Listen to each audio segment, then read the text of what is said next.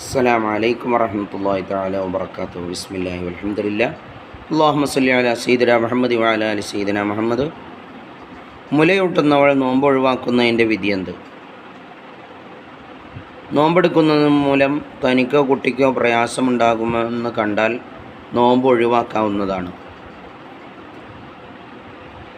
മുലയൂട്ടുന്നവൾ കുഞ്ഞിന് പ്രയാസമുണ്ടാകുമെന്ന കാരണത്താൽ മാത്രമാണ് നോമ്പ് ഒഴിവാക്കിയതെങ്കിൽ തൊട്ടടുത്ത റമദാനിന് മുമ്പായി നോമ്പുകൾ ഖളാ വീട്ടണം.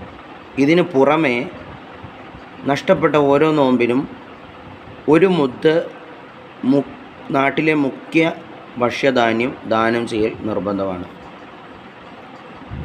നോമ്പെടുക്കുന്നത് മൂലം മുലയൂട്ടുന്നവൾക്കോ തനിക്കും കുട്ടിക്കും കൂടിയോ പ്രയാസമുണ്ടാകുമെന്ന് കണ്ടാൽ അത് കാരണത്താലാണ് നോമ്പ് ഒഴിവാക്കിയതെങ്കിൽ തൊട്ടടുത്ത റമദാനിന് മുമ്പായി നോമ്പുകൾ ഖളാ വീട്ടിയാൽ മാത്രം മതി. മുദ്ദ് നൽകേണ്ടതില്ല. അവസരമുണ്ടായിട്ടും അടുത്ത റമദാനിന് മുമ്പായി നോമ്പുകൾ ഖളാ വീട്ടിയില്ലെങ്കിൽ പിന്തിക്കുന്ന ഓരോ വർഷത്തിനനുസരിച്ച് ഓരോ നോമ്പിനും ഒരു മുദ്ദ് വീതം ഭക്ഷ്യധാന്യം നൽകേണ്ടതാണ്. അല്ലാഹു നോമ്പുകൾ കൃത്യമായി പിടിക്കാനും നഷ്ടപ്പെട്ടത് പോയത് ഖളാ വീട്ടാനും നമുക്ക് തൗഫീഖ് നൽകി അനുഗ്രഹിക്കുമാറാകട്ടെ. അസ്സലാമു അലൈക്കും വറഹ്മത്തുള്ളാഹി തആല വബറകാതുഹു.